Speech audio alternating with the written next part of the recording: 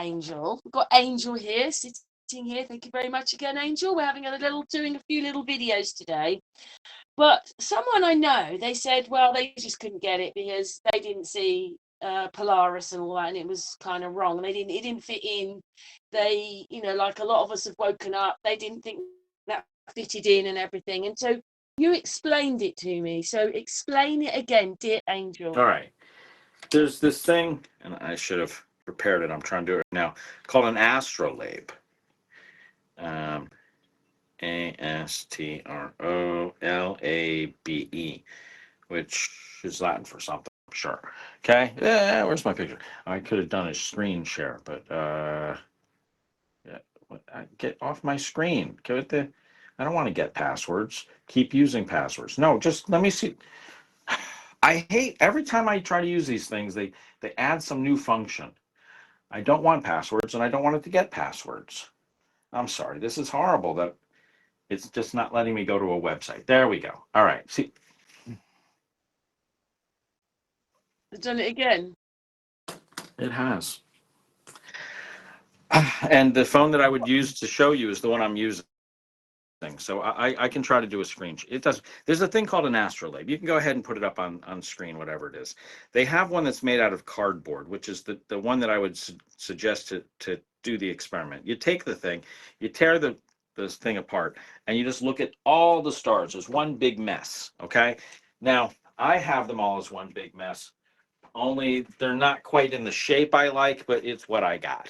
Okay, here they are right here. Now this would be like, I guess you could say, the inverse of a globe, but in honesty, I'd rather have the flat version because you see more of the reference. Right. So if you're here, well, this is the thing. So this isn't the Earth. Okay, this is like the Milky Way you're looking at right here. But let's say you're here on the Earth looking up, you will see these, and as it moves you'll see these, and you'll see these, but you, me, where I am, won't ever see the stuff that people down in like New Zealand or Australia or South America will see.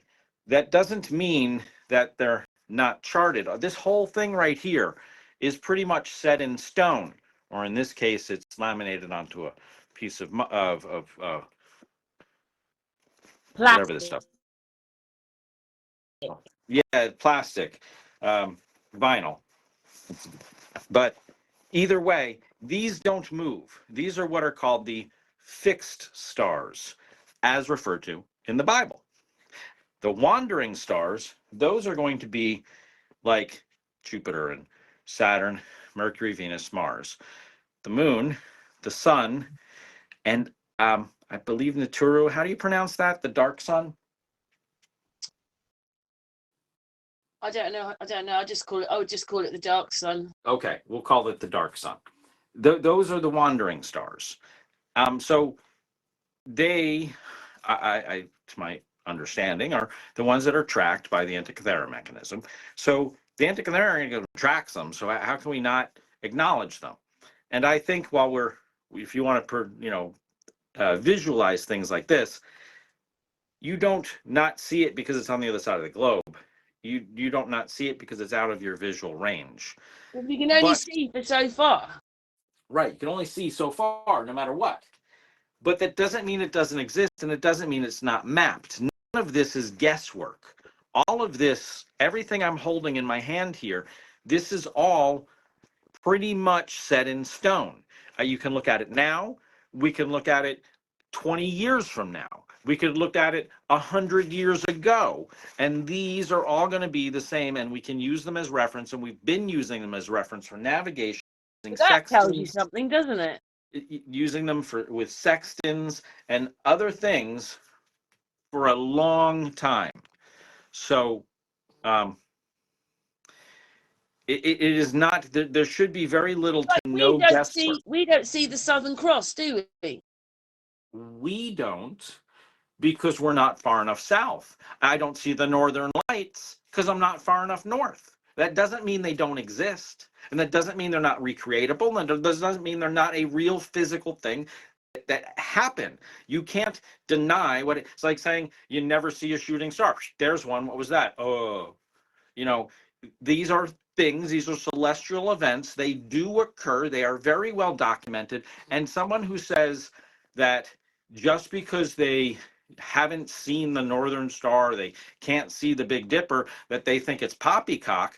Well, thousands of other people for hundreds of years don't think it's poppycock. So, you know, who I really, this is not one that I think is really up for negotiation.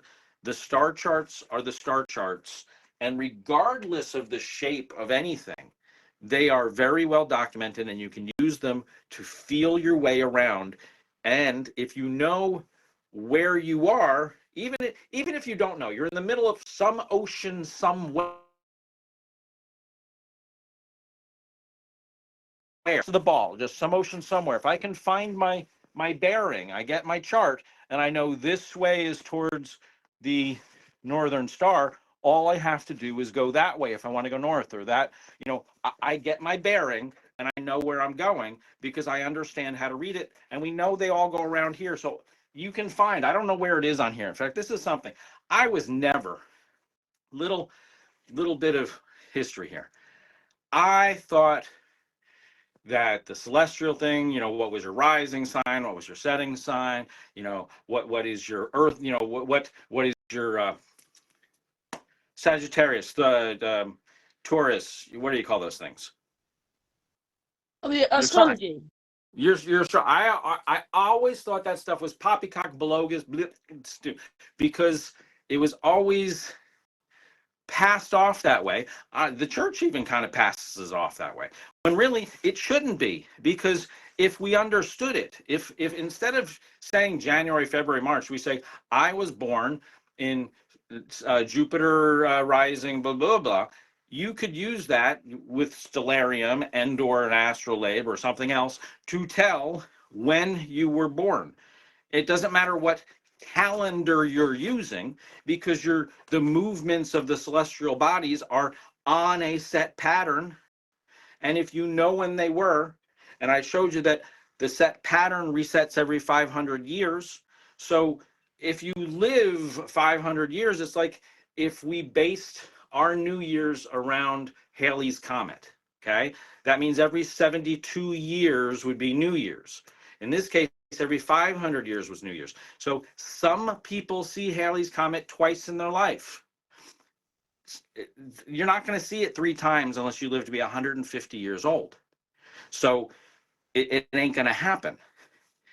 You would know if I told you, hey, I was born four cycles after Halley's Comet, that you would know about how old this person is, because you would date things based off celestial movements, not a calendar divvied down by some pope in Rome.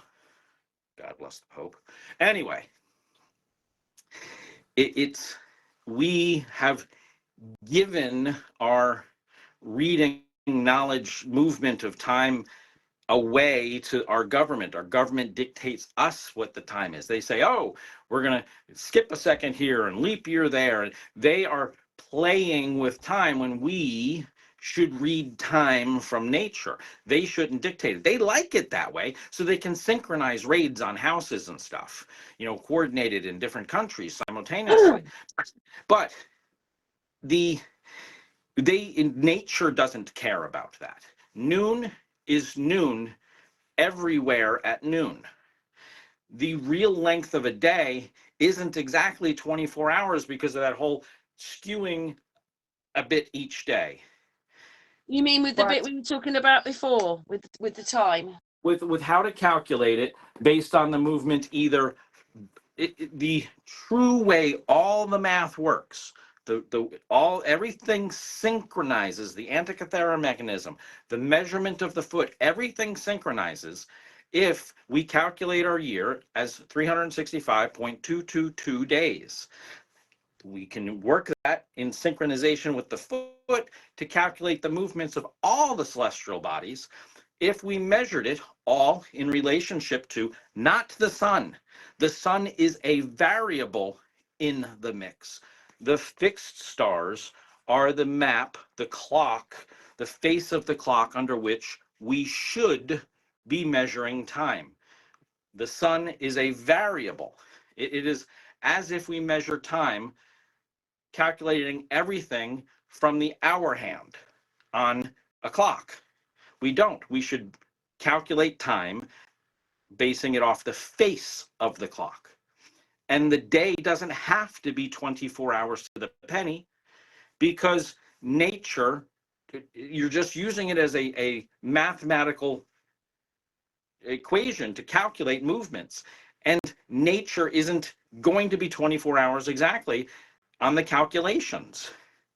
We like it that way. So when say you have 72 hours to complete this project or whatever, that is, we do that, but nature doesn't. And the way that we should, if we were really in tune with nature, is calculated it a different way. And it would allow us to know, based on the movements of where we are currently. I would love to do this. Take the anti-thermal mechanism and set it for today.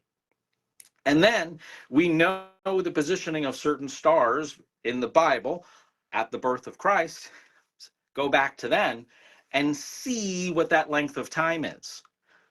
That will tell us, as you think that there might be a gap of 400 years. Some other people say there's a gap of 400 years where they skewed things, which the government can do. Hey, new calendar.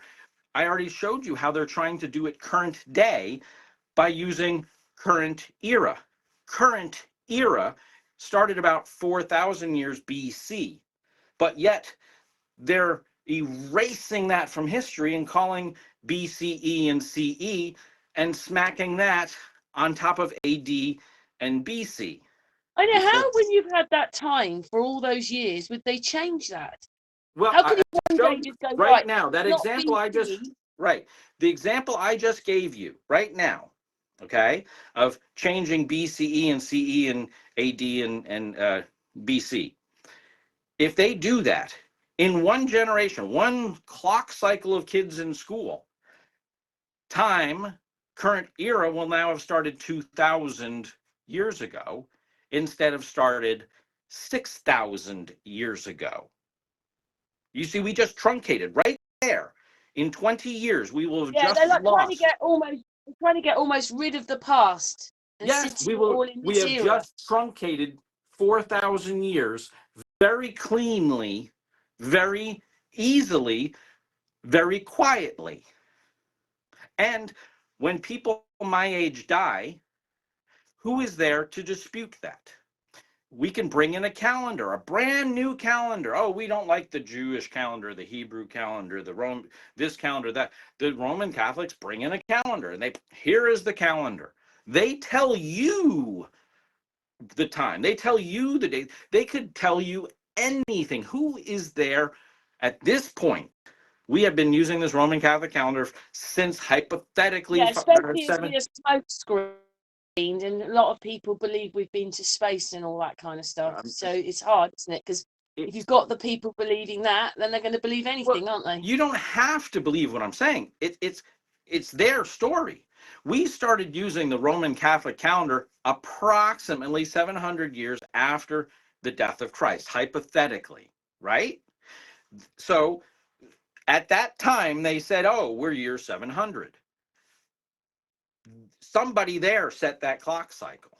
And then hypothetically, there's talk of between like, or what was it, 900 and 1300. There's no history in there, so maybe that's been squished out. So we really, the only way we would know is what I suggested, is we take the Antikythera mechanism, which hasn't lied yet. We get, doesn't matter the calendar date, matters where it is on its little dial. We get what today's setting is.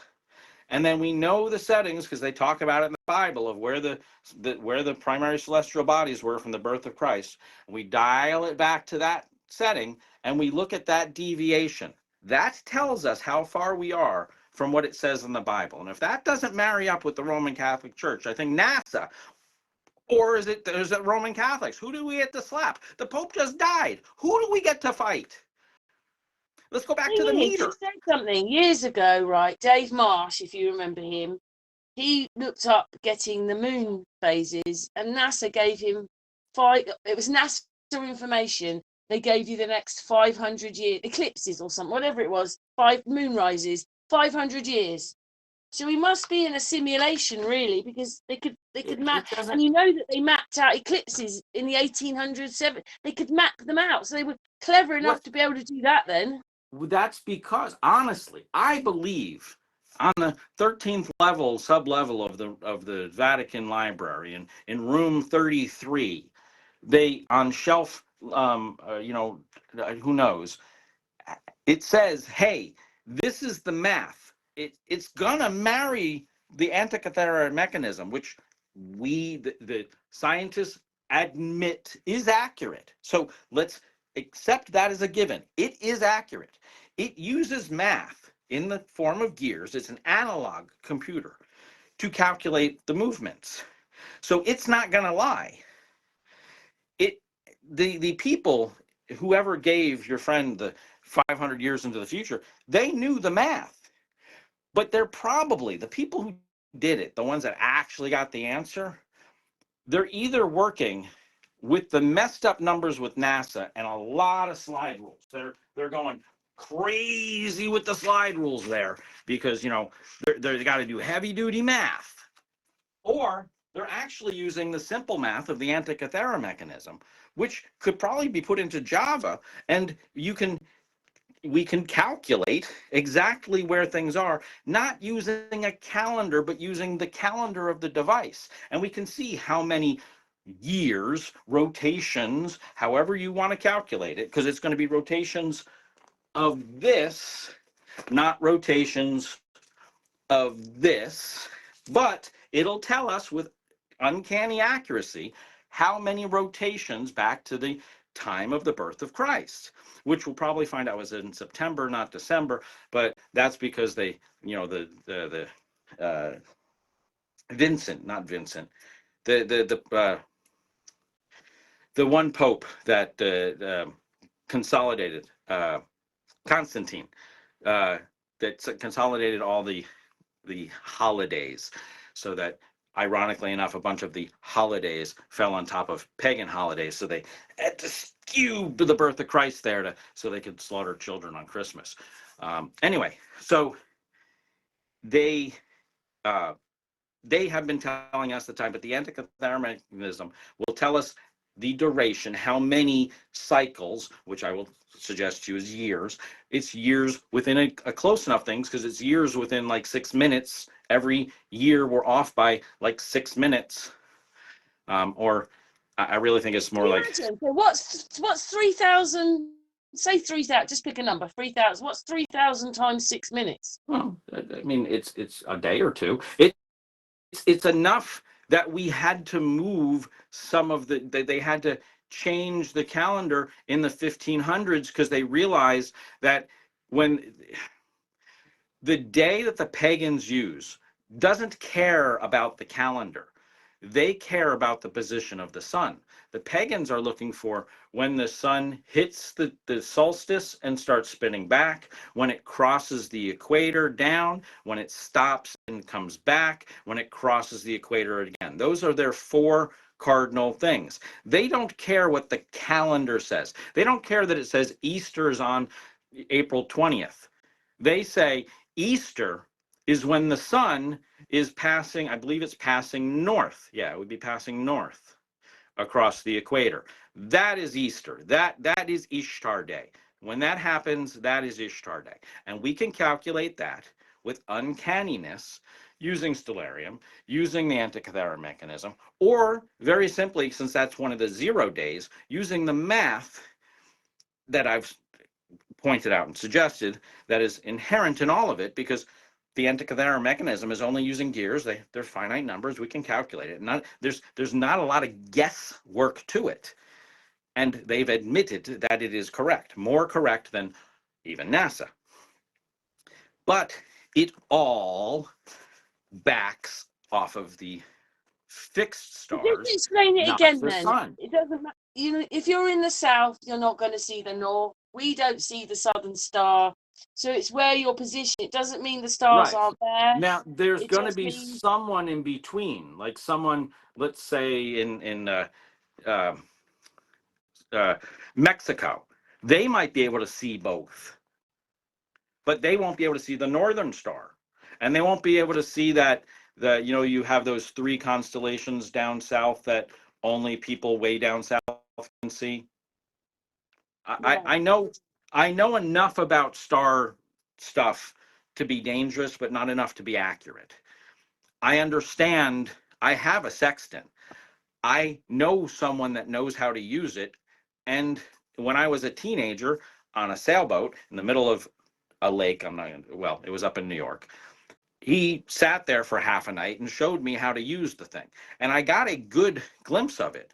And I understand it. It's really all just math. You're just triangulating and drawing little things. The guy sees up the thing and he can see the bird in the tree and do the calculation. How high is the bird in the tree? It's all just math, but it's all based on the fact that the fixed stars are your roadmap, and you are mathematically trying to figure out where you are. You find a bearing, and you It mathematically is trying to strange figure out. though, because like I see the Big Dipper going around my house. That is never included in star trails. That thing is going round.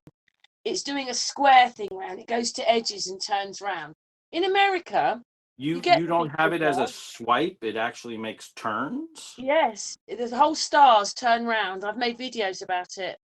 Oh, I'd love to. Do you have a time lapse thing where you can actually? No, I couldn't do that, but I went out to watch it and I noticed that they say that these stars are not a constellation, but the stars work off each other and the tail turns round and turns the thing round and then it goes in another direction and turns it round and goes in another direction. It's lower on the left side, higher on the right side of my house. But in America, you only get to see a bit of the Big Dipper sometimes. You don't see the whole thing. When I went to Denmark, I walked down my friend's garden and I could see the Big Dipper going around in the field next door, and it was tiny. See what I mean? It's where you're positioned, I suppose, in the world we Oh, live okay. in. All right. Well, I Globebusters. thought when The you're thing about. north, so if obviously Denmark is more north, then it's smaller there. It goes round my house here. It's quite big, but it's even bigger I, in I'm America. sh- I'm probably sure on the given day when it's closer to being more on top of you than off to into the distance, that it can be big if it's more above you than off into the It's like distance. America's a lot bigger country than us for a start, England, isn't it? Yeah, but So that's probably why our it's sky isn't magnified. higher. Well, you don't always get to see the whole of the Big Dipper in America. You get to see some of it because it's I much bigger. It's smaller here, but it's still big.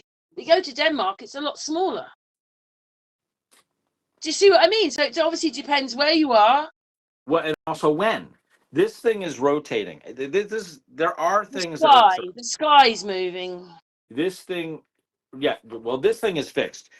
Yeah, well, I'm sorry. This thing is rotating at a slow progression. It does rotate.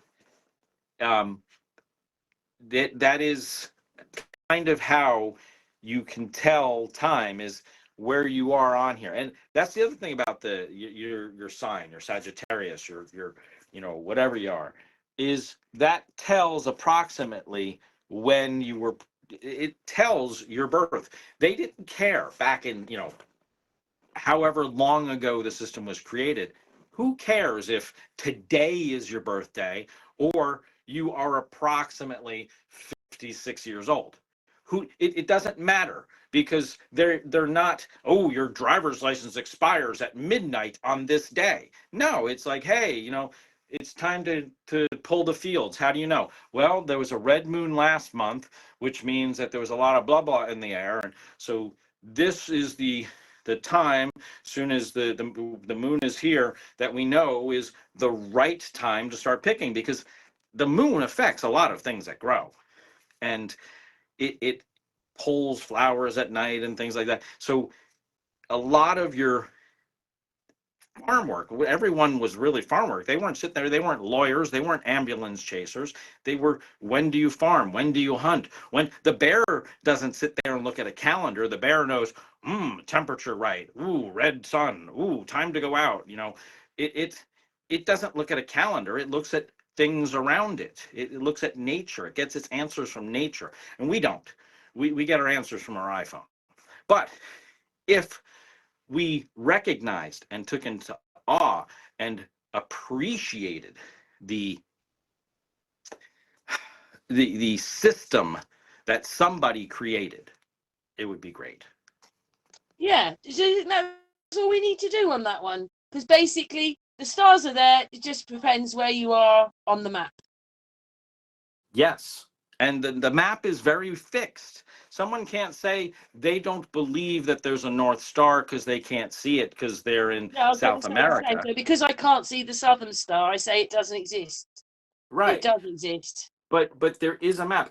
I can't say Albuquerque, New Mexico doesn't exist because I've never driven through it. But I know I can't say Big Ben doesn't exist.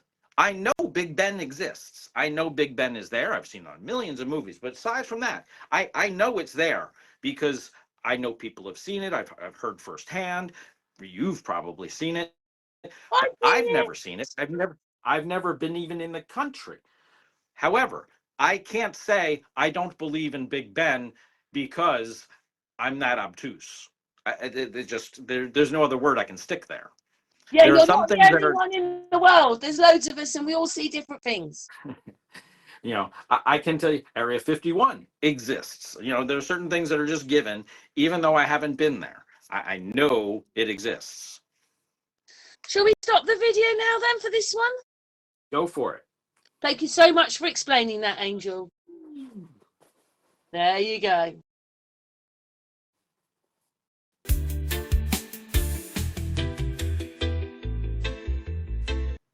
Hey, hello everybody. We are here today with the lovely Angel again. We like having our little chats, don't we? And we have to do it in a peculiar way because, well, if he wants to present something, you have to put another screen up, don't you? And I have to do the same. One I'm recording on and one I'm talking on. So that's why there's two of me round Angel. But let's continue. Today, Angel wants to talk a bit about the shafts underneath the pyramid, don't you? Well, my opinion is pretty simple and sweet. If they do exist, they would be, in essence, a grounding rod, grounding plane, something that would, whether they're filled with a liquid or they're filled with a gas or whether they're void of a gas, whatever they are, they're either, if they're void of a gas, they'd be actually a insulator. But if they were filled with anything, that whatever it is would pull the ambient natural energies from the lower, the subterranean levels up to the surface, where I honestly think, regardless of whether or not those quote shafts exist, and maybe what they're doing is their sensors are just picking up disturbances in the force, and what they may actually be picking up, and we may find out to be true, is nothing that's physical, but what they're sensing is the residual giving off of energy of the energies as it is moving, because the structure is still doing what the structure was designed to do. Even we haven't neutered it. We neutered the one next to it by putting the antenna on top and not allowing people to go up there and realize their hair gets frizzy because it's a big Van de Graaff generator. But the second one is still doing what it was engineered to do. The shape of it will still be venting energy up into it. It's an antenna. There's no other way to put it. It is an antenna by a shape that we don't visualize as an antenna because we think an antenna has to be a piece of metal, because that's, anytime someone says antenna, that's probably the emoji that will come up is a whip antenna from your CB days or a radio broadcast station. But anything that either vents or moves energy is an antenna. You're pulling it up, focusing, whatever. It would be much easier to demonstrate. In fact, best thing to do, that video we watched 6 months ago with the guy from the over there at the Institute in England, the science exhibit. You remember that one? You can unmute your say yes. Yeah, you remember that? Yeah. That he's showing you how energy can be manipulated. It's the same thing, only you can't visually see it unless you had some sort of a like an infrared camera or something that is picking up the disturbances in the force. The same way you can't see heat, but on a nice day, you can see ripples in the shadow on the ground from the heat manipulating, the disturbance and the force of the air. So in some ways you can visualize it with tools, but you can't visualize it yourself. Maybe uh, geckos can or something that see an infrared, but or whatever Are you sees an quite infrared. excited about the shaft bit though? That obviously No, there's something else. you And know, also, do you remember when we talked?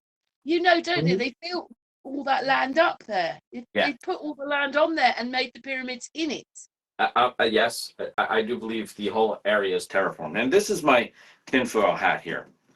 And I think every time it's like nature's way of punching me in the gut. Every time I find something or get a better understanding, there is a hocus pocus thing that comes. I don't think these shafts are real. I think we will come out to find that this is a fabrication like I don't know, like the guy who said he invented or found an element that he never found until somebody else found it later. Ironically enough, he knew where it would be mathematically, but he didn't technically find it. I don't know if you're into the elemental race, but um, regardless of that, there are fictitious stories that people stuck in a well, or somebody saving someone that finds out later was never there. Um, it I think that this is 2 miles not down seems quite a long way. well. It started. Here's the thing. It started as 2 miles, then it was 200 kilometers, then it was 1 kilometer, and now it's 650 meters. So it was 100% effective. It was 90% effective. It was 98% effective. It's 70% effective, 60% effective. How low can we go until we realize And that those are not the things that Brian Forrester have been in. Then there's something no, different. he's been in what's referred to as the Osiris Shaft. That is located if you take the Great Giza Pyramid and you go directly south from its edge. Now, I'm telling you, it's directly south from its edge. You can look at it. It's directly south from its edge there. And it's midway between these two coming there. But that's only because I'm starting to understand how to read some of their communication. That shaft goes down. It says it goes down, I think it was 90 feet from the surface.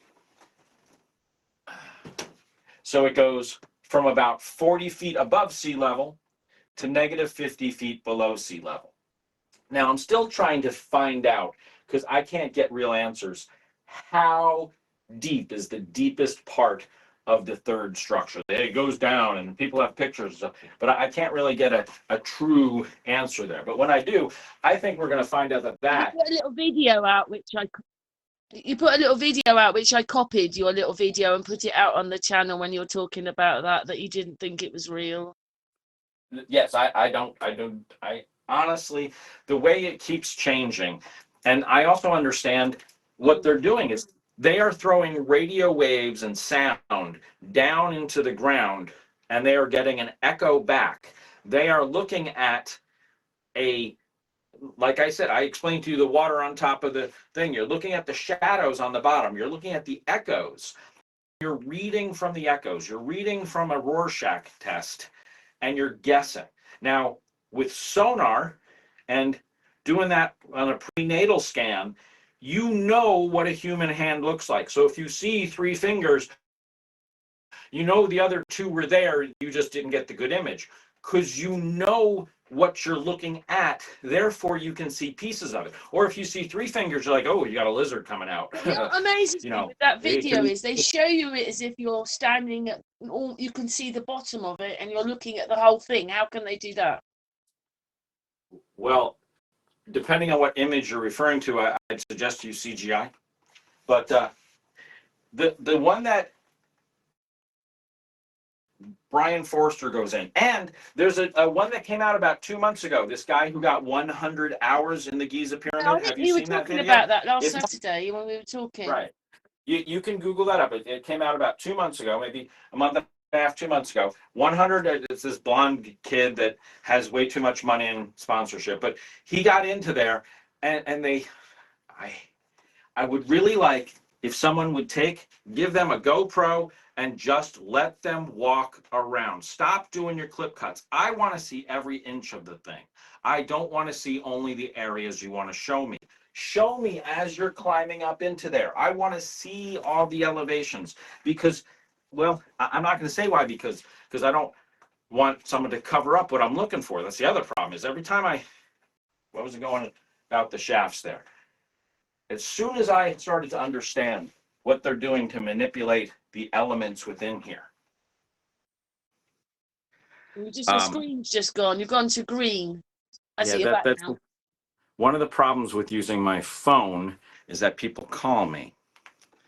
Oh. Now I lost track. Oh, and I figured this out. And as soon as one of my videos starts to get support, now I can't blame this guy with 100 hours. They probably shot that over months. So they're not stepping on what I'm finding. But this other thing that came out, it doesn't even matter. In fact, if it is real, if it does exist, it may be what I suggested is they're manufacturing a scenario where they take, the clouds and the earth, and they're moving it down so that they can play in the clouds. This sets up an environment of less than atmospheric pressure, the way it's designed, and higher than normal pressure for the water, because that's under pressure. The other one, as the gas, condensates, the vapors condensate and come down, by math, you're going to be getting a less than ambient pressure. Now, I'd like to actually put into something and confirm my suspicions of how hydraulics and everything is working, because nature will give the answer. Nature will tell us the truth. I'm guessing, and I don't have big pools to work with this. I have little pools, but I can't get the same results in little pools. I showed you an example of a model that I made. What's built underneath yet, are you, quite, to be able to do that, can you? Well, I know enough of the first two structures, and the third structure is the containment vessel. And I don't think it has a lot of functioning pieces as much as it has communication. But I know that's where the product, whatever the product is, that's where it's being contained and pulled out of. The shape of it beneath may be because it goes down and it has a maintenance amount of the guy who took the static electricity to move from bubble 1 to bubble 2 and plate 1 to plate 2. While it's on that plate 2, it's going to be bleeding static electricity. It has to constantly be kept, like if you had something like a piece of paper floating over it on static electricity, you could do that. You could take a plate, get static electricity, and just float a piece of paper on that static electricity bubble.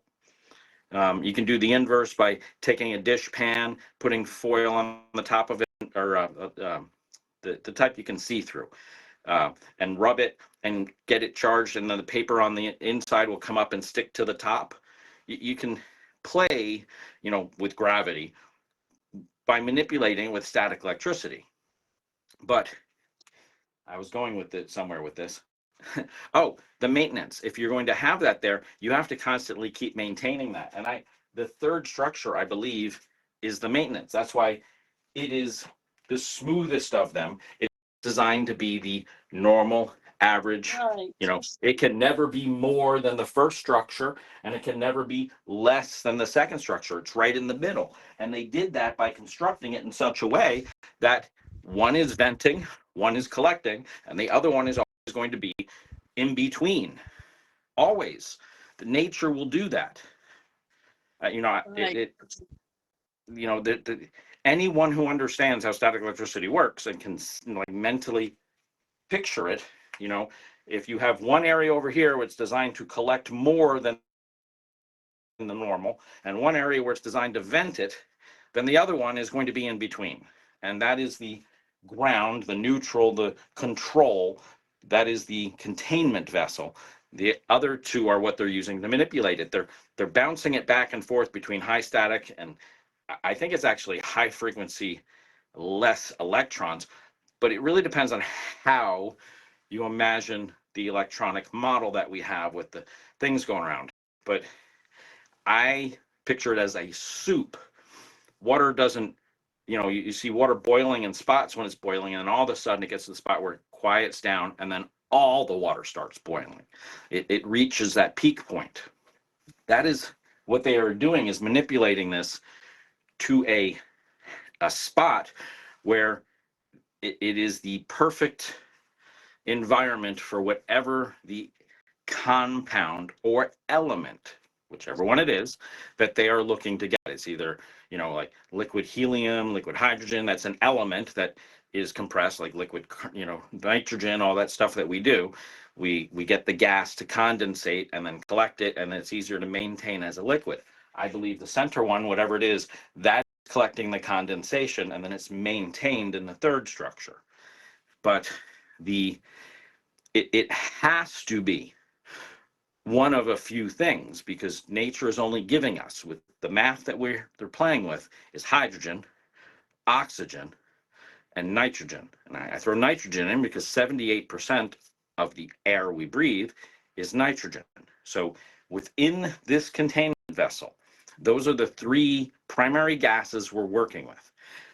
It could be, but I don't believe that this manufactures ammonia, because then we'd get the same smell that Jeffrey Durham, whatever his name is, Land of Chem guy, that he has really well documented. And many people say that one bent pyramid or red pyramid or whatever it is has a nasty smell of ammonia to this day currently. That's because that structure, as he has documented, only he doesn't put it quite as Can I blunt as ask I you do. something? Can I ask you something? Yes. You know those things outside in the ground which look like battery things? They smell of urine, don't they? And everybody says they've peed in them. Hank, things outside that smell of, that look like battery things. All those little square things in the ground which they're saying are tombs. The mastabas. Yeah, they smell of urine. They say that people pee in them, but do you think that's where the urine is? If Well, it was. that could be because people pee in them, but this one pyramid is very, like, when you go in there, it is like ingrained in the rock. And that's because that structure was doing composting. It's a very natural thing. I've showed you in my backyard. I do composting. When you take that soil and you move it, you just break the surface of it, it smells nasty, because natural composting creates ammonia. It's part of composting. You can Google that. I don't have to make it up. That structure did composting. However, Jeffrey, would like to get his viewers to believe that they were doing it by putting it under pressure and doing all the things that we do commercially today to expedite the process. However, if you are willing to be patient, you put the stuff in there, nature does the work. And the way that it is shaped, if he would just stop and look at it, the way that he had that the structure is shaped, the pressures involved, how much they knew how much of each gas and stuff would be made, and the pressures force the slurry through the system. The system is so perfectly engineered that it pushes itself through the system. And there are clean out spots, as he's pointed, exactly for what it is, where you need to clean out the sludge, where you need to take out the ammonia, which is either going to be a product or an expense. Oh, we don't like this ammonia stuff. However, I don't think these guys, you know, yes, they wanted to compost, but I believe they're not going to be stupid enough to just let the ammonia go to waste. They would have done something with it. What, wash their cars? I don't care. They would have done something with it. And the Wash same their thing is cars. Wash their camels, you mean? watch the well, that's if you believe the Egyptians had anything to do with this. And I don't Right. believe the And we Egyptians. don't. I No. believe the Egyptians stumbled upon it. Just like the here in the States, we have um, well, I don't like to call them pyramids. You know my gripe on the word pyramid. What's the definition of a word pyramid? And you give me that definition, I will show you I'll tell one you and what only it is. one. You told me there's only one pyramid that you can find right now that's had some kind of arcing or fire in it, and that's the Great Giza Pyramid. The And that's others the don't have it. only pyramid. That is the You only one can that fits the find so definition. far that's had arcing in it, Hmm. and that's So called the burn marks. you've See, I learned do something. listen. I do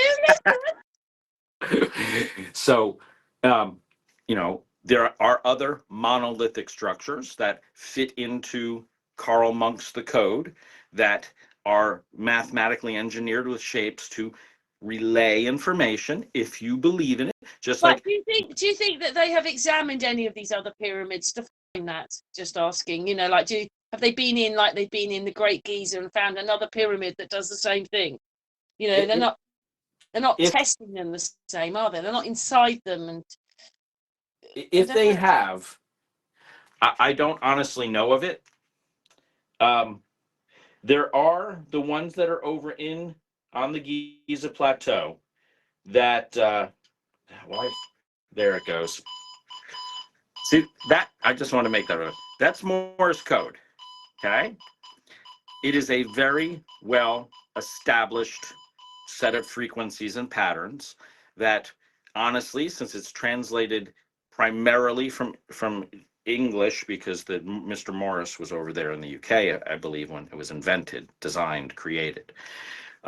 So it carries that as its base language, but it's been translated. Even you do that in Japanese, they can still understand it, because anyone who knows Morse code, they all have to think English to get it, because that's where it came Right. from.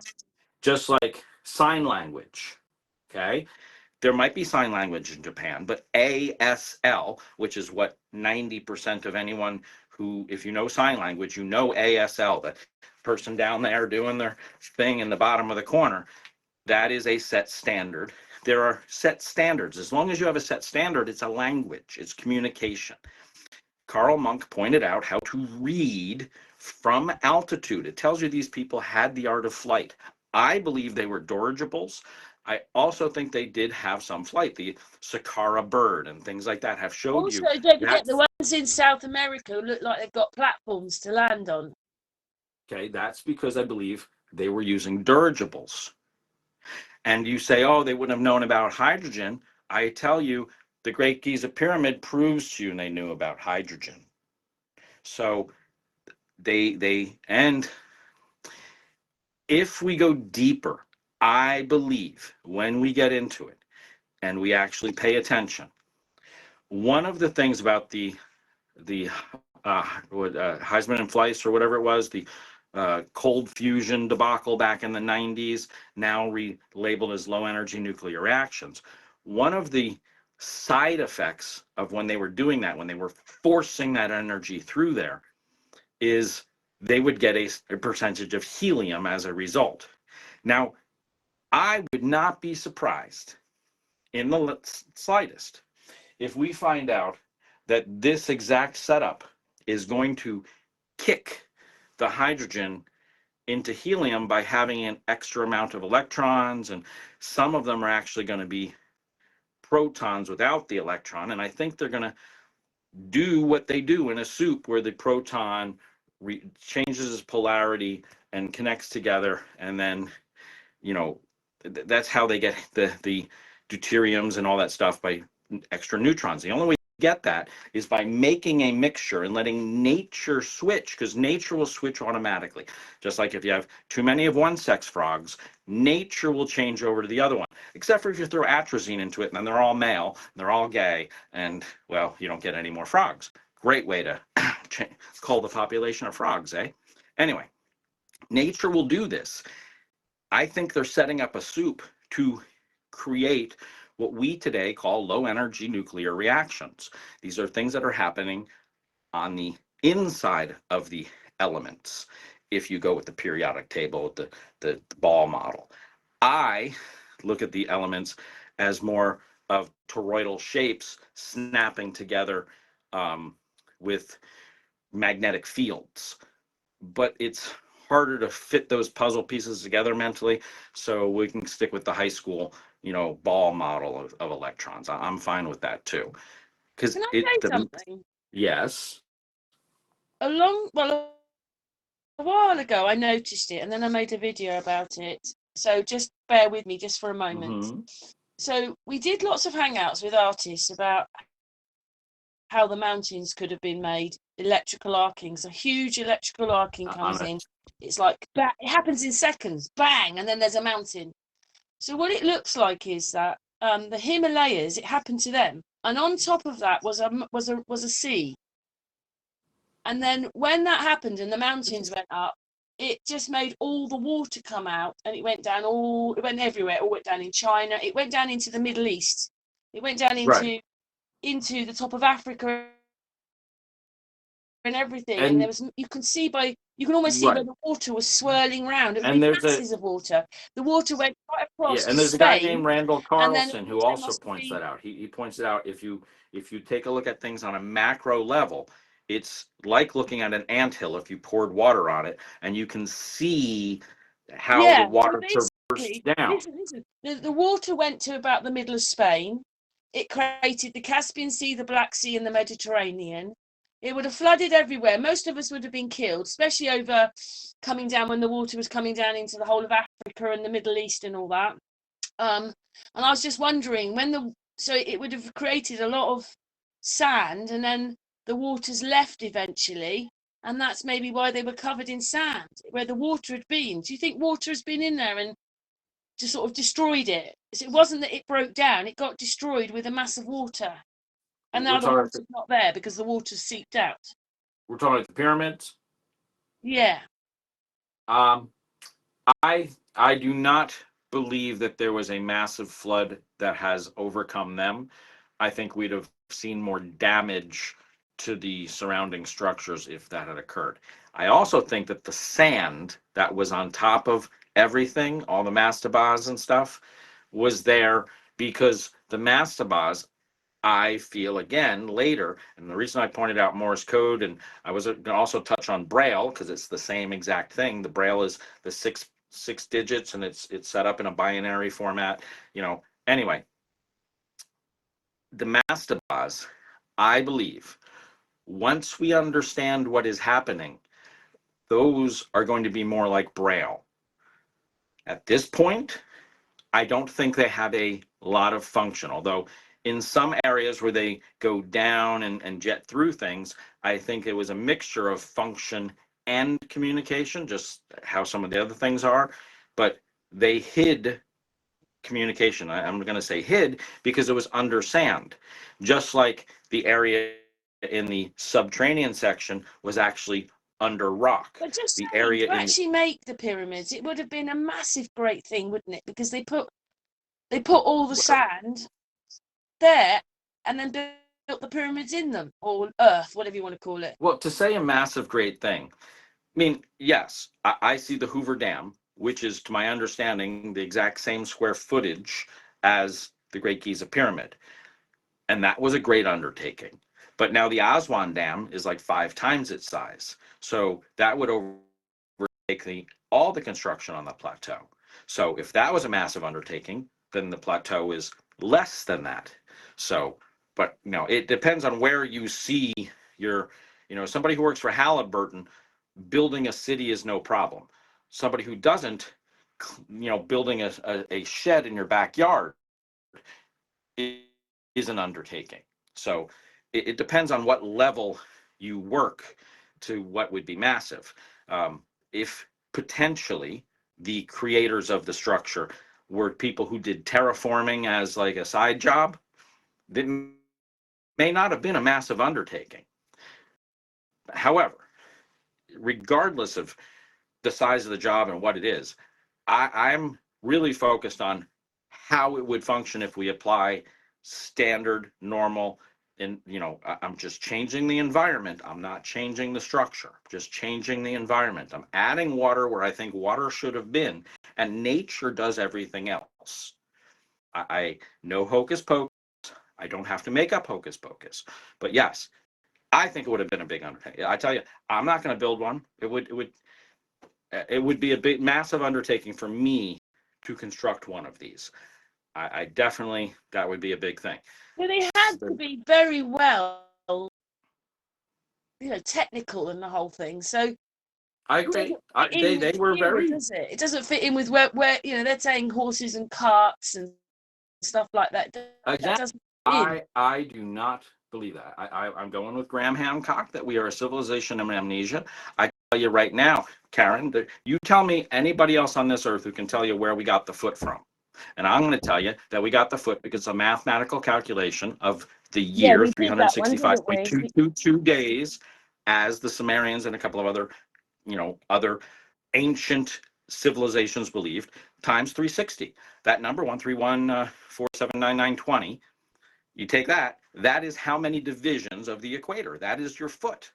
Everything else is wrong. That is your length of your foot. From there, we can divide things down. You also said that there was another system that was accurate, and they might have been using that one. Then this other one came in.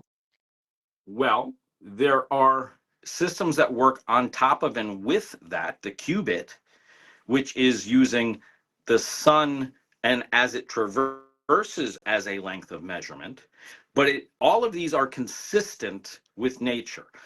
We, other than the fact that we still use the foot and we don't know why, we set up to make a meter, and we wanted, and here's another conspiracy. Where's my conspiracy hat? Here we go. Because I liked your theory. I liked your theory on that, because you're saying it's out by a little bit, but those little bits over time are going to add up, and then the system's not going to, you can't use it properly, because if you looked at it as cogs, then these cogs wouldn't work. I mean, it's not cogs, is it? But if you were slightly out and had cogs, they may be cogs.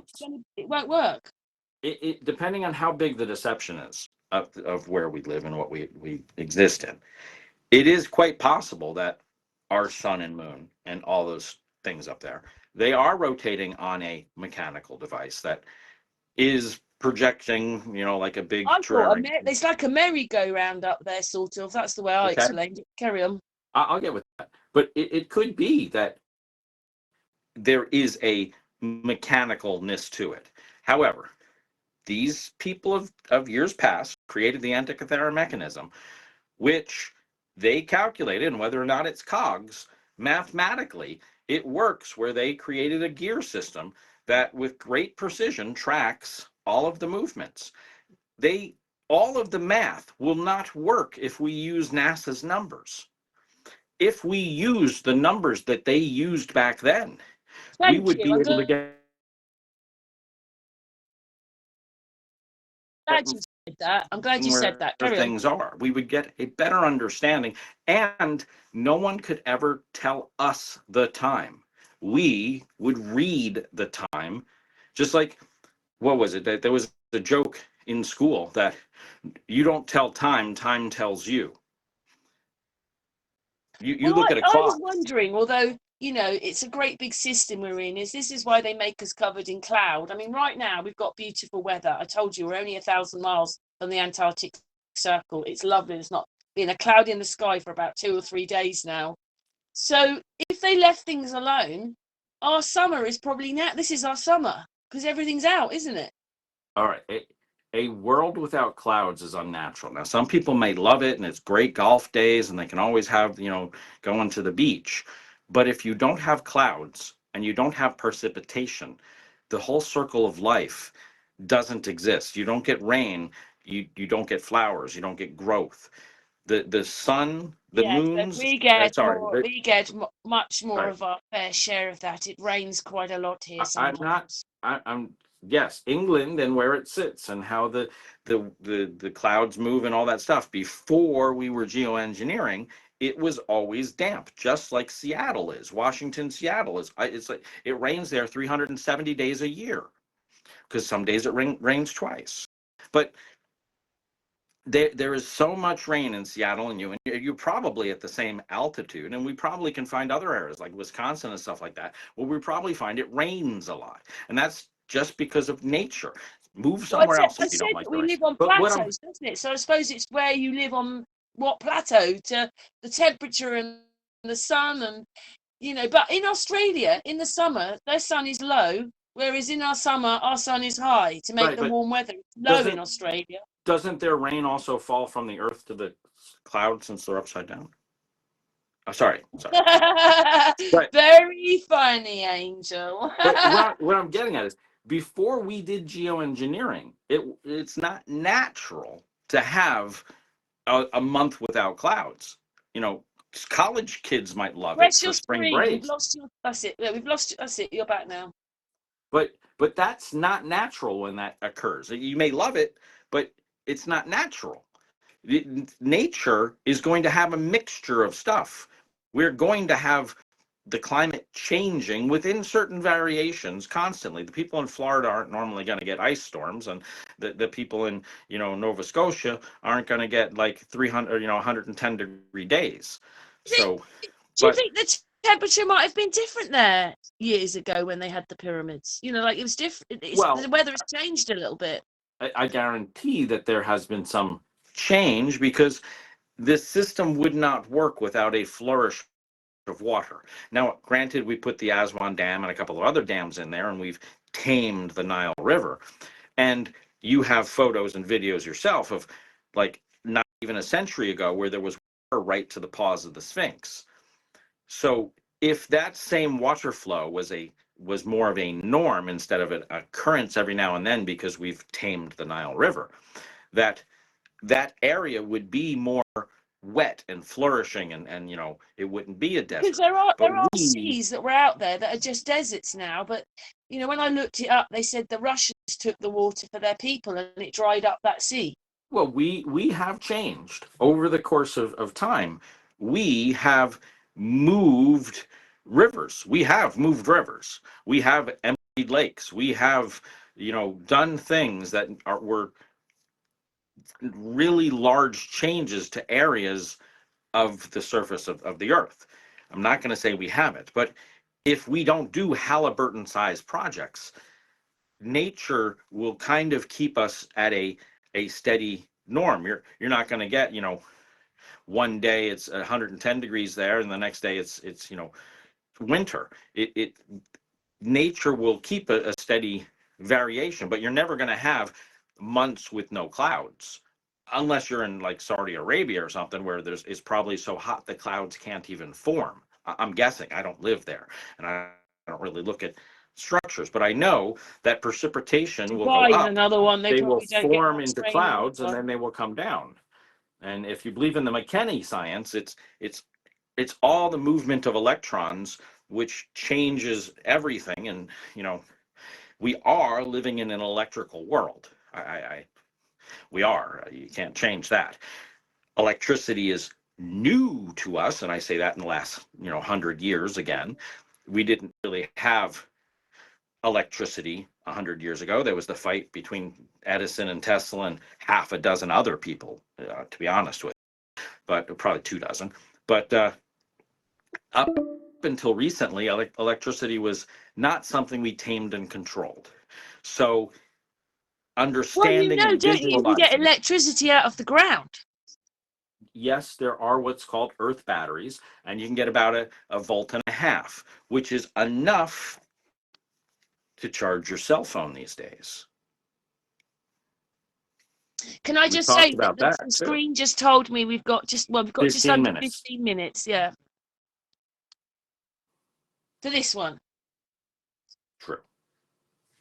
So you bet. Well, because it's an ongoing talk, this one, isn't it? Because you're probably quite frustrated with the way everything goes because over the last since we've been talking, they probably haven't tried or done that much about anything, have they? So you're probably not Yeah. too far from the same position you were 10 years ago. There's no one's And changed here's, anything. we are wasting time and wasting money. Touch your The screen. touch my screen. Yeah, because you've gone green. Oh, well, okay. My green still. Yeah. Okay, let me try this. You're back now. Ta-da. Oh, you're green Okay, again. You need to tap. What did you did before? Because it went. You came back. There you're back right, now. but That's it. okay. I think it's just the zeros and ones going across the wire. But see this little toy right here? This is just a little tiny drone. Oh, There is wow. no reason we have to spend bazillions of dollars on drilling things and doing things when we can take a mesh network of these guys and fly them down into areas of the pyramid that they don't want people to traverse because it will damage it and you actually have to climb down, like to get to the grotto. And we could get really high quality photos. In fact, they can do it in stereo, they can use infrared, they can take a little samples here and there. They can do so much so that we can actually truly discover what this thing did if they wanted to. But instead, they are wasting their time hypothetically looking for things that really may or may not exist. They could Well, take the they're only same looking drone. for stuff that's going to support it being a tomb, aren't they? They're not going to look at. Oh, look, now Yes, they're making helium and gases there. They're only going the way that it's a tomb. yes, which is why once a model is constructed and function is shown and verified, it's going to be hard for them to backtrack. Once you show, once if I can make, you know what a Wimhurst generator is? You Yeah, know what we a did Van de talk Graaff about is. that. Okay. Yeah. So if I make a Wimhurst generator and people says, "Oh, it's a windmill," and I say, "No, it's a Wimhurst generator," they say, "No, it's a windmill," and I start spinning it, and all of a sudden sparks go zap, zap, zap, zap, and I say, "Is it still a windmill?" Yeah. Yeah, but you are a professor. Come on. Yeah, You but should be teaching in colleges. the only letters after my name are .com. I know, but you're good at what you do. You're a very intelligent man, Angel, and I love your work. Well, thank you. I follow you. I might show you stuff when I come across it, like odd videos, but you're one of the only people that says that it's a machine. Well, not every, some people say it's a machine, but what you Well, talk about, you're the only one, aren't you? the Really? few that say it's a machine, and I'll say that the Atlanta Chem guy would like to say it's a machine. However, he again has to make modifications, and he doesn't even say how it works. The other one, at least, he discusses how it works, but this one, I think he's throwing something on the wall, and it'll stick, and it'll stick because no one is sitting there saying that doesn't work right. And then the one I know, but that you know what everyone happens, don't loves. you? Because you don't believe that. Say they probably hate you. They allow you on there because they can't find a condition that you've broken, but they don't want your opinion. They don't want to know that it was some great big structure that was capturing air and water and turning it into helium, among other things. They don't want to hear that. Well, So I maybe he's actually too frightened. He's put his toe in it. He's just put his toe in it. He doesn't go full way because if he went that way, they're not going to like it, are they? Because it's a tomb to them. They want to well, say it's a I think tomb. I think Jeffrey would be open and willing to listen if I could ever get his ear. But um, some of the other ones, I don't even think they can't honestly believe what they're saying if they know the construction. If like somebody says this is a helicopter and you walk over to it and it looks like a dolphin ride at the Disneyland or something, and you're like, this is not a helicopter, this is a thing and you ride on tracks. No, it's a helicopter. No, it's a fabrication. You can see it isn't what they're saying. Well, in some of their books that they have, they mention pieces and parts that don't exist. And if you're physically there and you read their book and you look at the wall, they're talking about a mental fabrication in their head. They're painting you a picture of a mental fabrication. I will be glad if somebody shows me a picture of the structure to say, oh my God, I didn't recognize that. I didn't realize that. How does that fit in with everything working in it? Oh my God, let's look at it. I don't mentally dismiss it or say, oh, there must have been a big crank right here to turn off the power. No, if there wasn't anything there, there isn't anything there. The, Well, with they're not with even showing. No one's. Not, I mean, obviously, you haven't right, seen the whole thing. There are things probably you don't even know yet, but they're true, not talking but about all those stuff. They're just putting right. stuff in that doesn't exist. Yeah, it's a bit weird that. Right. with the exception of the areas that we have documentedly broken it, the area where the spillway where you go in, the right where it goes from That's the the Grand screen. That's it. Gallery to the King's That's the Chamber, they screen. broke through areas there. Those we can fabricate pieces and put it there, and we're justified in doing it because they admitted they broke it. But where no one ever broke anything or nothing's ever there's no scarring on the wall to say like, oh, and right here was the juice stand, and over here is where he kept his toiletries. You know, it's ridiculous. But and Well, the ones who we've got minutes, so obviously this is an ongoing conversation because you're not at the end of everything. You're still I'm never learning at and the end. growing about it. But you've got 9 minutes to finish this off. Well, what I'd like to say is I think people should think for yourself, pay attention to it. Look, follow what I suggest to you. I'm not forcing it down your throat. Follow what I suggest. You can mentally look at it. Hopefully, a lot of people can, I think, visually see what I'm saying. Once I get it into a model or get models made, then I can show you physical representation. But nothing I'm suggesting ever is outside the rules of physical science. I'm not in any way hoping that something will magically do something. I'm saying that some things may magically do something because they've done it before, like in the low energy nuclear reactions. Every now and then they do get helium. They also get tritium and a couple of other things. So maybe we're looking for something that is a, quote, magical element or magical compound. If the pyramids were doing that, what would the world really look like then if they can do that with the pyramids? Well, we could do that. We could do that today. We Yeah, I don't never need the said. What would the pyramids. world have looked like? What would their houses have really been like? What, Well, you're see, saying they had dirigibles. So they were obviously flying in the sky. So the whole place would have looked different than they're saying. correct. But I'm not one who can completely theorize what somebody may have been doing because there's other variables I don't know, and that's not something I even feel comfortable making conjecture about. How it was constructed, I could make some logical conjectures about, but what they lived like, and were they walking around with iPods or Sony Walkmans or reel-to-reel cassette decks on their hip, I don't know. So I don't know How where would they in build technology. it all inside? If they say for instance, just say those shafts are true, they're 2-3 miles down or something. Okay. Imagine all that work. Or look at what they did on the surface. Do you think something like that would be a challenge to them? Well, obviously not, but it is when you look at it from this way back. All right. Look at what we did with the Suez Canal. Look what we did with the Panama Canal. We cut a river through both of them through land. We put a river where a river, in some cases, never was. In some cases, we just took a river and widened it. In some cases, we took a lake and made a feeder to the ocean. But we, as a civilization, have done massive terraforming. Now, granted, the I don't know how long the Suez Canal took. I think that was decades. But the Panama Canal, I think we got done in 12 years or something like that. That was and they could have gotten it done faster if they went gang ho on it. But there's, with time and knowing what you're doing, you can do some major things. We have DUMBs, deep underground military bases, that are cities. They make the movie The Matrix, where they had that underground city. They make that look like child's play because they have time and they have our tax dollars. So they just, no holds barred, just go for it.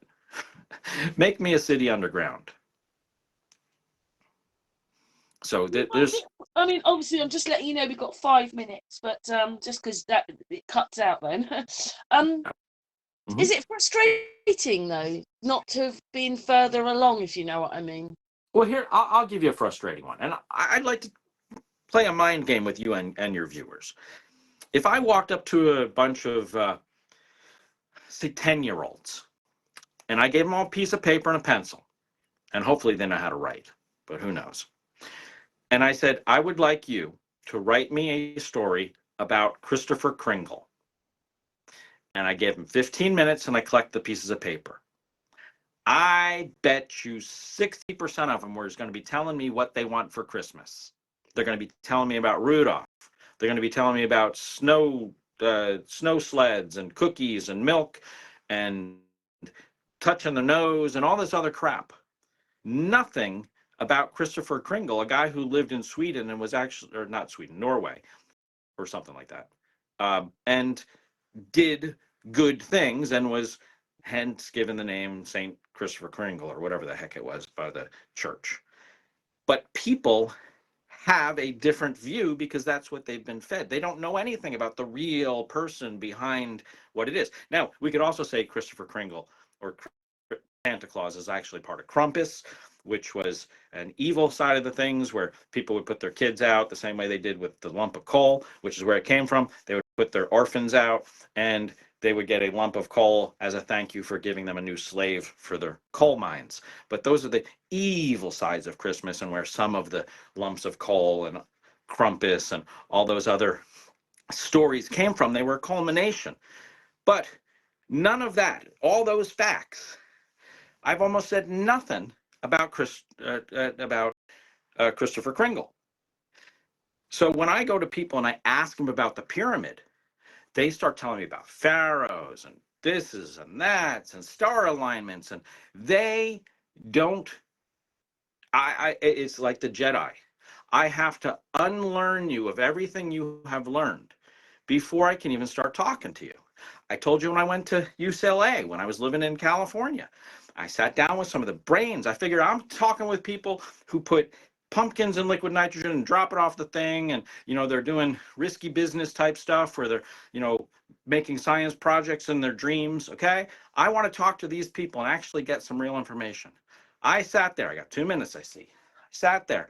And soon as someone figured out I was talking about the Great Giza Pyramid, everything changed. It's like I could see all of their heads mentally turn, and they were now looking at a different thing. I could be talking to them about space rockets and engines and jet propulsion, and all of a sudden they're picturing pharaohs and star alignments and Egyptians and Ankhs and all this other BS that has really nothing to do with the structure. And that's a good place to end it. It is, because we get cut off in a minute, but we're going to do a couple of other little videos, aren't we? So, but anyway, it's on pause because you're just talking about things. We haven't sorted anything out. You need more information, don't you? Really? I do. And when I try to talk to people, when I try to talk to people about it, their head isn't where I need their head to be. They're not looking at the structure and the configuration. They're mentally thinking about pharaohs and Egyptians, and I don't even know what they're thinking about, but it's not what I'm thinking about. Okay. We're not on the same page. We're going to end, but I just wanted you to put that point in. We're going to end now, aren't we? But we'll be back. We'll be back doing another video in a moment. So I'll just stop this one. Thank you so much, Angel, as usual. Thank you.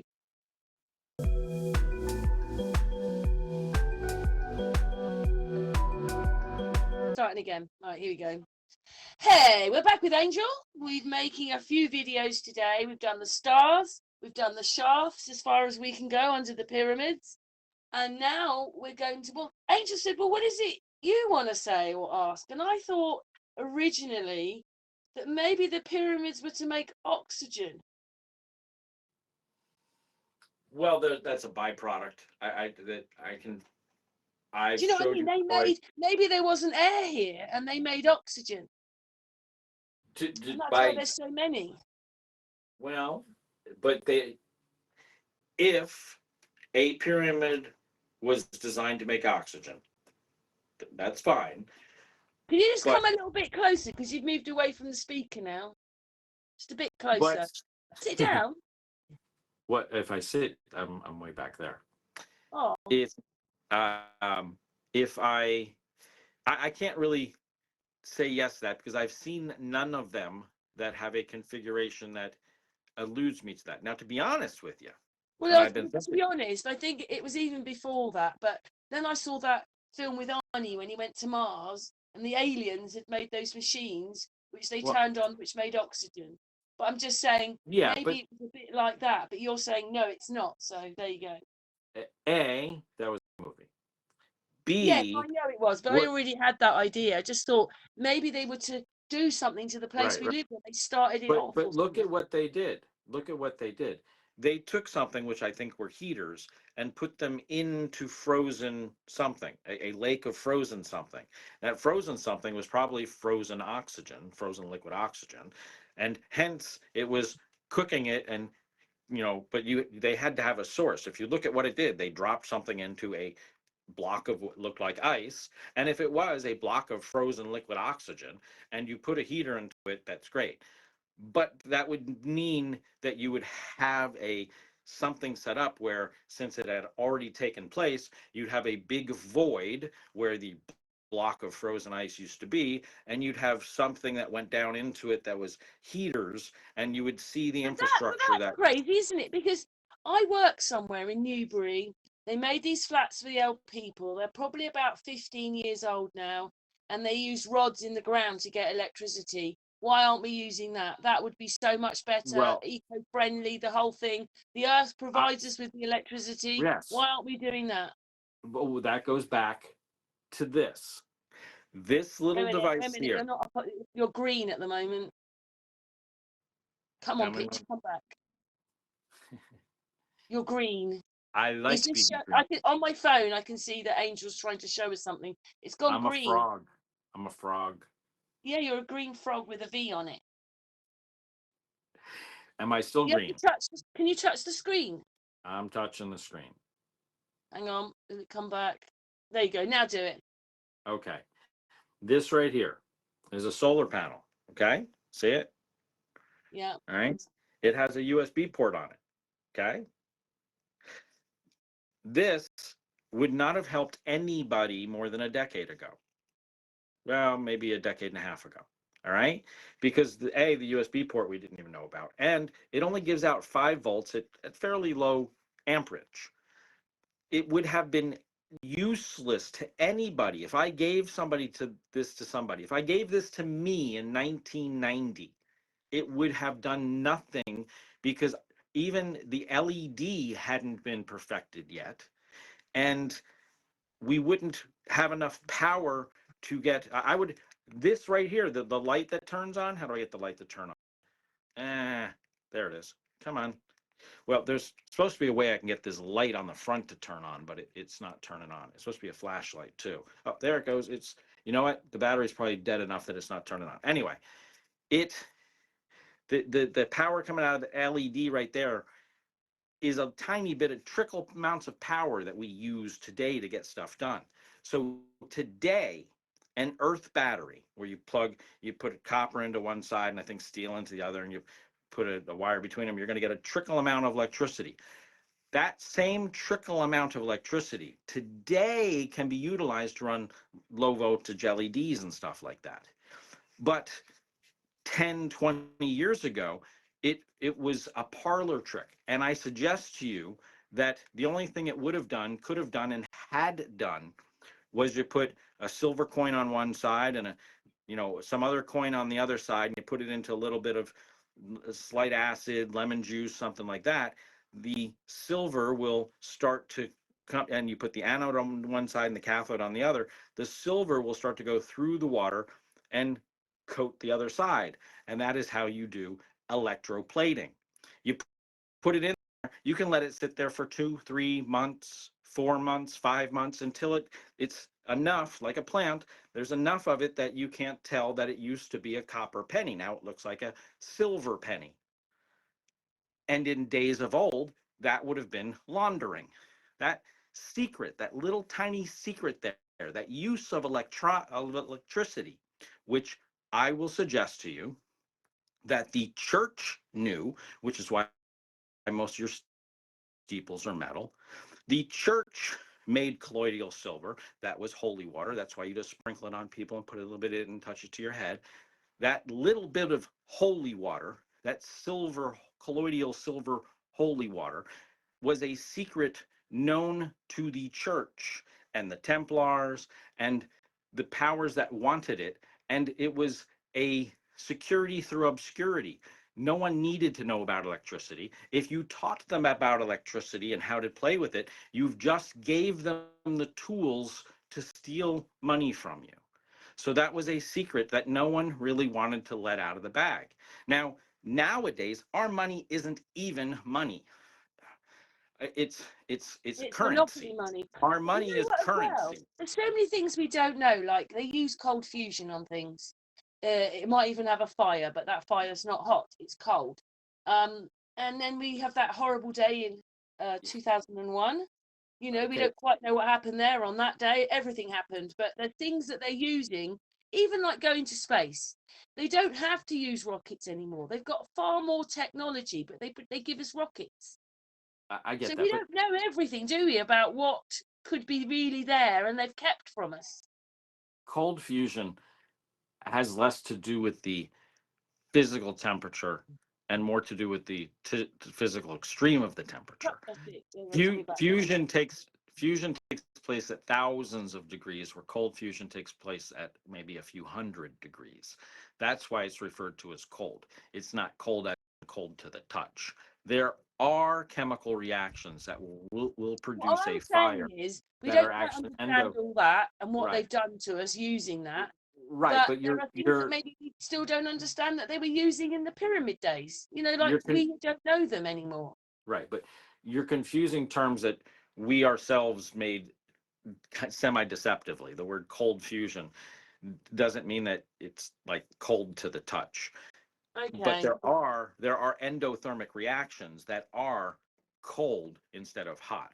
So um, What I'm trying to I say just is there's loads of different things that could be happening that we don't know about that they used for doing the stars, the pyramids. Like you said, you've right. worked that one out. They're using a system that doesn't work right now. It's not Well, quite correct, but I they I did have think the right system. So we know about that one, but we don't know everything because obviously with the pyramids and that, you don't know everything. I mean, are there things underneath or is it tunnels?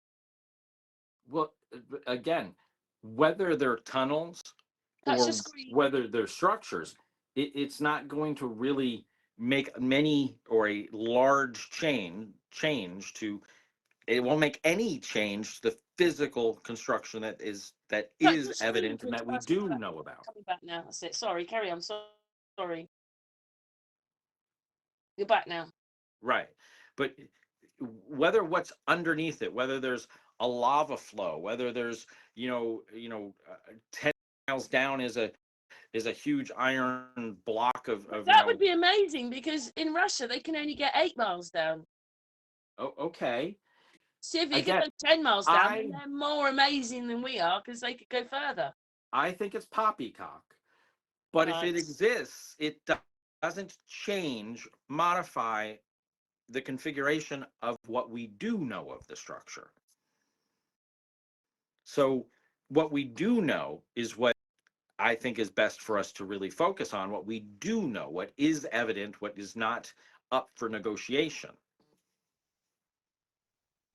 There's no negotiation with you. It's a machine.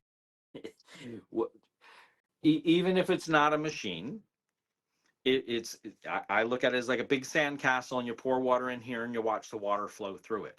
It was designed to function.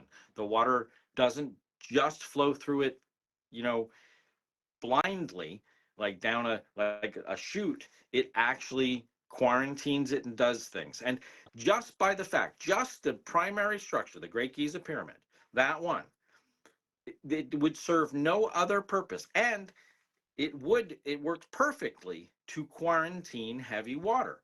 The way it breaks it, joins it, breaks it, joins it, breaks it, joins it, and out of that heavy water will just be being enriched because the light I mean, water will be that's broken. amazing in itself that they understood all that, isn't it, really?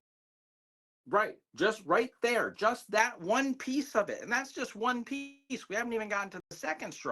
Just that one piece shows us a level of knowledge of the elements that we did not have until 100 years ago, which is why I can totally comprehend that anyone more than 100 years ago that didn't have the knowledge of heavy water, didn't even know it existed, You know, though they knew about water and salt water, brine water, maybe a couple of other brackish water, but heavy water, that's a whole nother category. Mm. Yeah.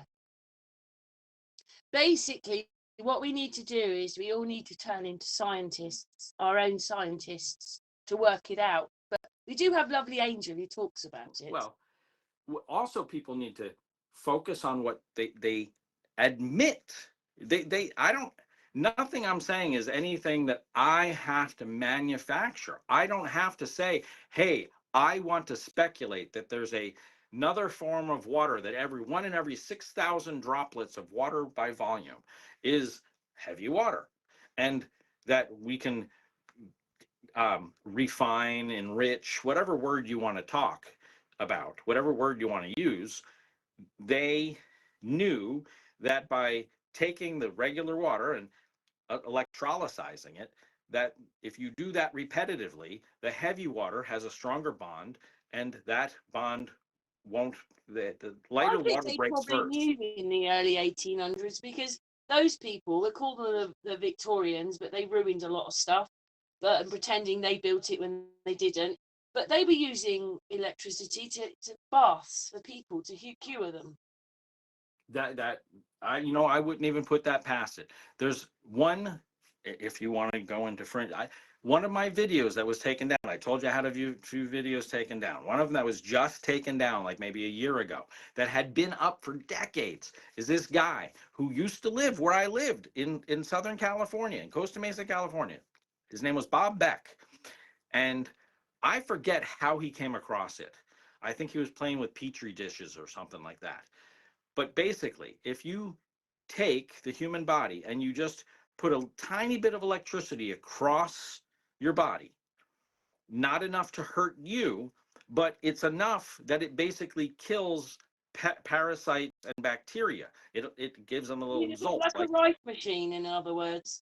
exactly. Only they call it a Bob Beck zapper. I don't know if you ever heard about it, the Bob Beck, but it was a zapper, and I have one of them. And you basically put two leads right about there, about an inch apart, and through your body has 5 pathways: head, arms, and legs.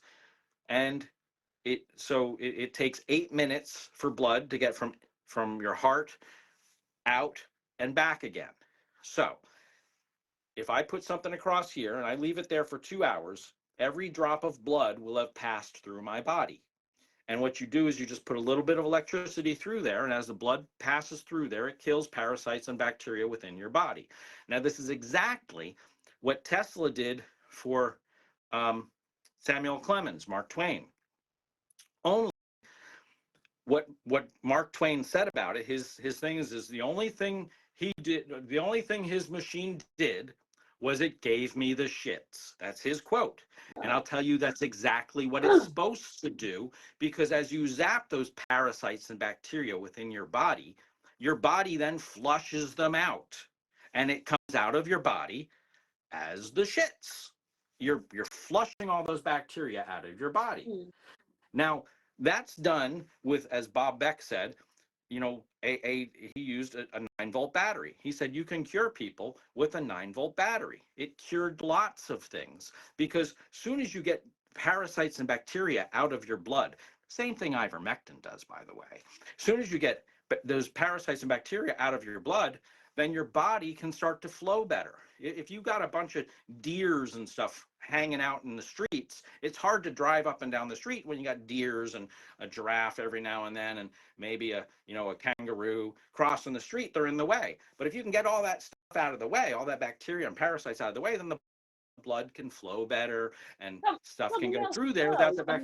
I know you know this. I know you know this, but most people haven't even clocked onto the fact that we're living in an electric universe. So we can't go in a hurricane, but we can go in the sea. The sea is still electric. It's just a different electric. We can go in there.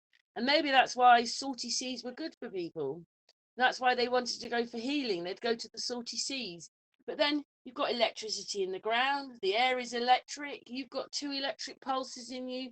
We're very electric. And until you get that part of it, you're never going to really understand the pyramids, are you?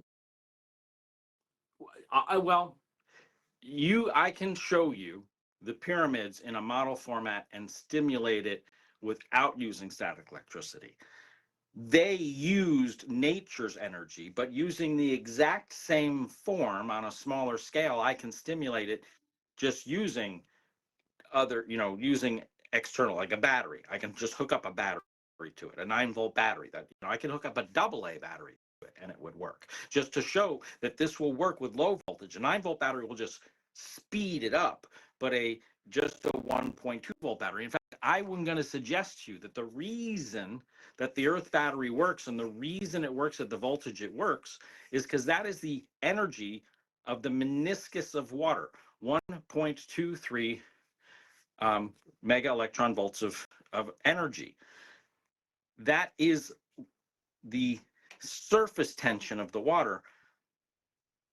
That is how the resistance factor it has. And that resistance, and since there's usually moisture, you can't make an earth battery out of sand. It has to be out of moist ground. I mean, You look could at it ask this your way friend as that well. does it. Angel, we're talking to each other right now. The time for me is 4:30, so you're 5 hours behind, so it's 11:30, yeah?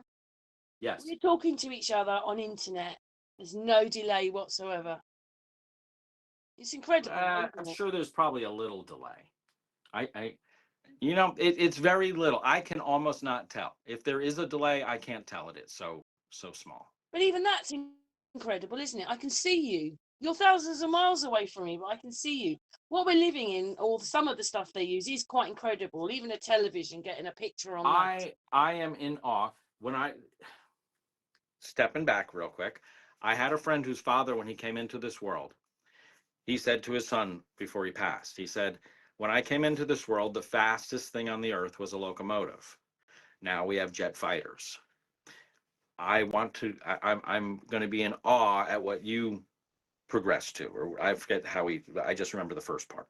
Anyway, I came in when I was a teenager, computers were I hit them at the perfect time.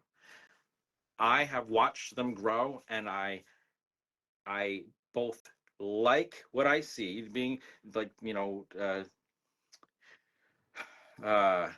Space 1999. No, it was Star Wars. yeah, I was thinking more the one, Kubrick's one. Oh, you mean with Dave on it? Space Odyssey, yes, Dave. Okay, with the video chat and Dunes, stuff. isn't it, or something? Dunes or something? It'll come to me in a bit. Dave, But it was I'm dying. yeah. Hal, open the pod bay doors, Hal. Anyway, what was teased and what has become is quite awesome, and I can't delay. Even on that one, Space 2001, whatever it was, 2001 Space Odyssey. That was it, wasn't it? Yeah. The delay when they spoke was still, there was a delay there. Here we don't even have a delay. It's quite awesome. I think imagine if we're pretending that the pyramids are burial chambers, but it had all this technology in there. Even if it's different to what we use today. I wouldn't really or even hidden from us. Right. But it's not really, quote, technology. It's knowledge. It shows the knowledge, but it's not technology. There's not no microchips and DVDs and things like that, and no micro etching and laser cutting and things like that. There's no evident technology. But that's because the Romans took over. Yeah, but it shows evidence of knowledge, evidence of higher knowledge of the elements. Yeah, but I'm just saying, we don't know everything, do we? And like as well, that they may have been using technology we don't use today. And they may have appreciated something we don't know today. Okay, let's put it this way. Heavy water is something that we use today in many of our nuclear power plants. And there are other places that we use it because of its buoyancy and its conductivity and blah, blah, blah, blah. They had knowledge of this compound. It's not an element, it's a compound. It's oxygen and 2 deuterium, so it's a compound. They had knowledge of this however long ago, however long you want to say this was, they had knowledge of it then. We did not have knowledge of it until I believe it was 1920.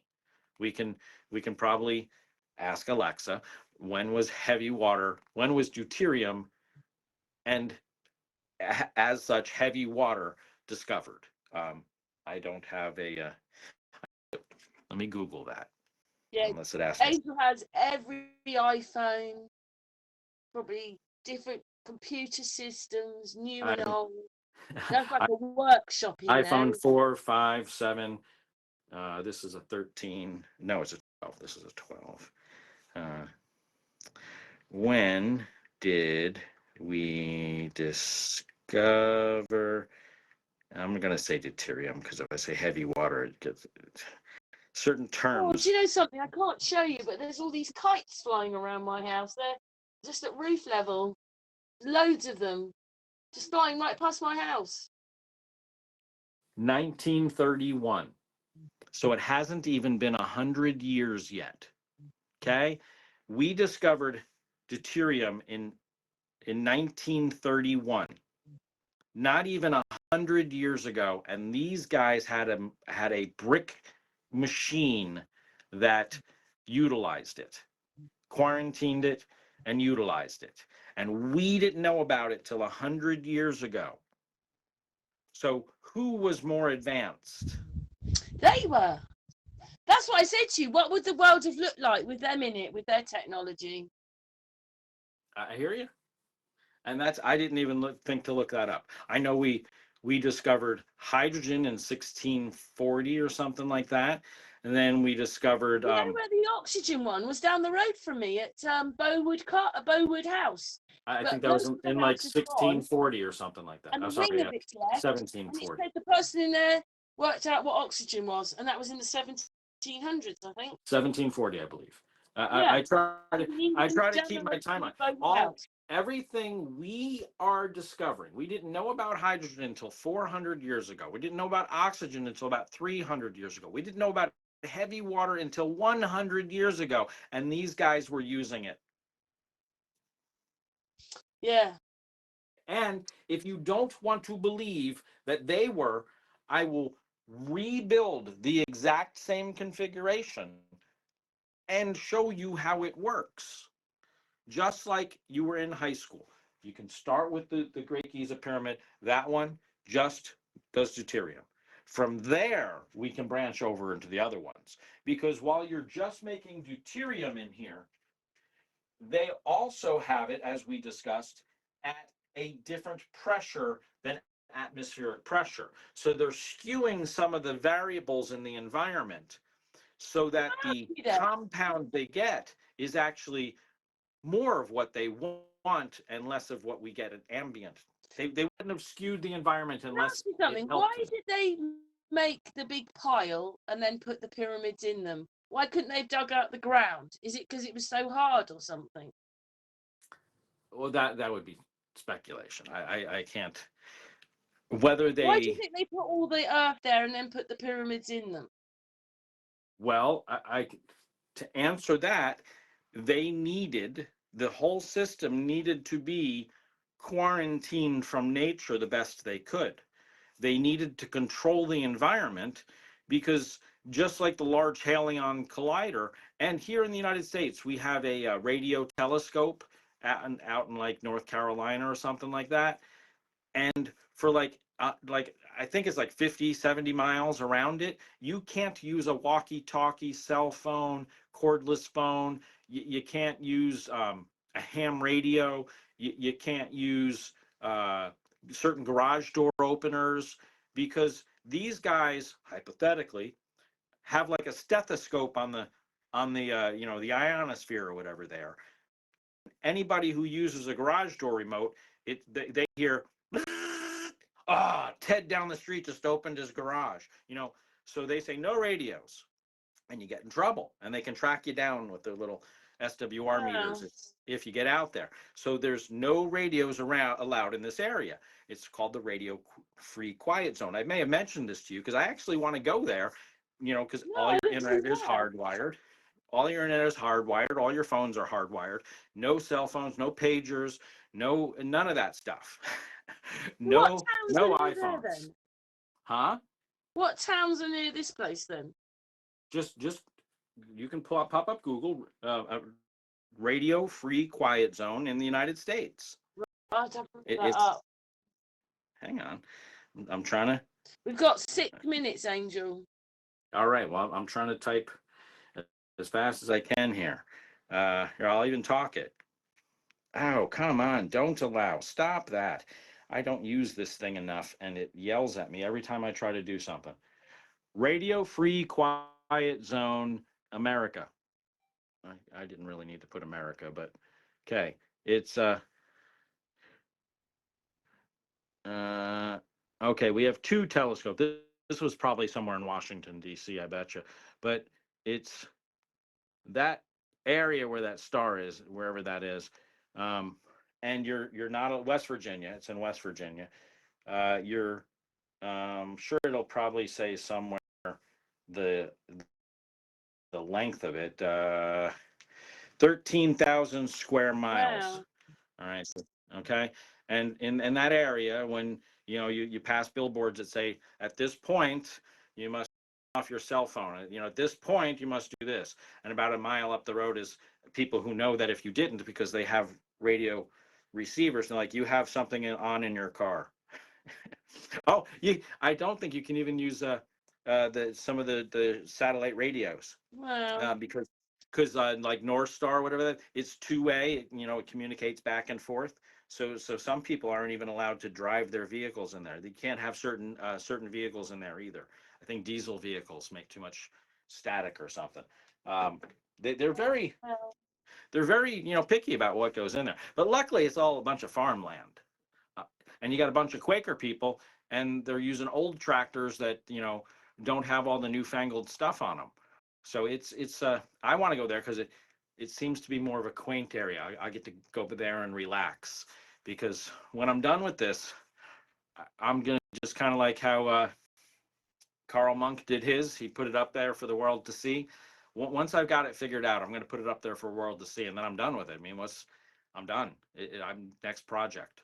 I think my next project is actually going to be learning the star charts and uh, getting a better understanding of where in time we fit.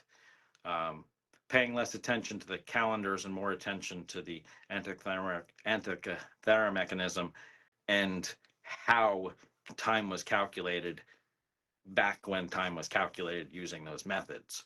Um, and then maybe in a couple of years, I'll be able to tell you. Just to You explain had to asked me. people, Angel is just an ordinary person I, who's done a lot of homework and now he's a professor. professor by title, maybe not by. It's a paper title, honorary title, maybe. Well, we've been having hangouts for years, haven't we? Yes, we have. It's got to be a decade now. Yeah. Yeah, getting on for, yeah. Wow. We've got 2 minutes left, Angel. You've got to finish. Finish. I started this thing in 2012. You once asked me why I picked the Great Giza Pyramid, and that's because there's other people who've already done other stuff. 9/11, which now, thank goodness, some of it is coming to light. That hey, there's more to the story. Now for the rest of the story, there are people who did very well, and I don't want to take away from them.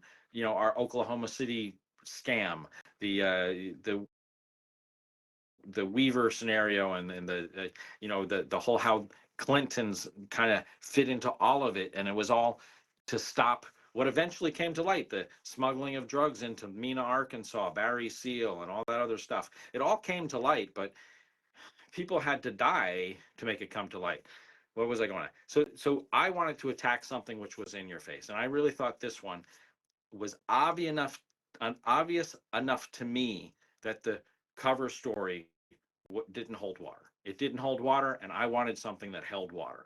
So what I have holds water. Excellent. Well, we'll be back. In 2 minutes. Yeah. But thank you so much for helping me do these videos. Of course, we'll say goodbye offline, but we're doing these videos on Google Hangout because most times Angel wants to show something, don't you? But anyway, we've got to go Yeah, now. because it's free. Yeah, and it's free, but we only get an hour, and then we've got to come off and go back on. And You know, an hour. It's still nice to be free.